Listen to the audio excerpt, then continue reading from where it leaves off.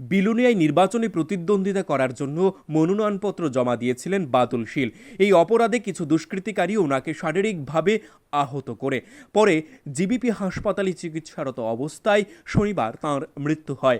আজ অর্থাৎ রবিবার সকালে ওনার মরদেহ নিয়ে আসা হয় সিপিআইএম সদর দপ্তরে। সেখানে ওনার শবদেহে দলীয় পতাকা দিয়ে শ্রদ্ধা নিবেদন করেন সিপিআইএম নেতৃত্ব।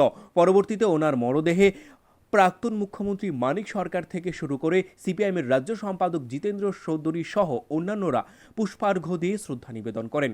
পরে সেখান থেকে মিছিল করে নাগেরজলা নিয়ে যাওয়া হয় ওনার মরদেহ। তারপর সেখান থেকে বেলুনিয়ার উদ্দেশ্যে নিয়ে যাওয়া হয় শহীদের মরদেহ এবং বেলুনিয়া স্থিত নিজ বাড়িতেই তাঁর শেষকৃত্য সম্পূর্ণ হয়। মৃত্যুর খবর ছড়িয়ে পড়তেই সিপিআইএম পার্টির মধ্যে শোকের ছায়া নেমে আসে। ত্রিপুরাজ্যে গণতন্ত্রের ধারাবাহিক মৃত্যু, এই যে কমরেড বাদল শীলের যে মৃত্যু, এটা শুধু বাদল ব্যক্তির মৃত্যু না, এই রাজ্যে ভারতীয় জনতা পার্টি ক্ষমতাসীন হওয়ার পর সংবিধান এবং গণতন্ত্রকে প্রায় প্রতিদিন যে খুন করা হচ্ছে, এটা তারই ধারাবাহিকতা।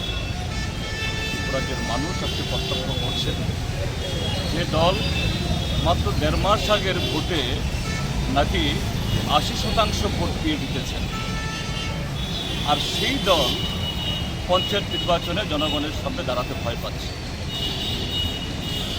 সেই নির্বাচনটা যে একটা প্রহসন, ছাপ্পা, গণতন্ত্রের বলাৎকার, এই পঞ্চায়েত নির্বাচনে প্রস্তুতির শুরু থেকে বিজেপি যা করছে তা দিয়ে আছে প্রমাণিত, এবং একজন তরতাজা যুবক তার জীবন দিয়ে এই সত্যটাকে আরও বেশি সারা দেশের সামনে নক্কারজনকভাবে বা দুঃখজনকভাবে এটাকে তুলে ধরবে।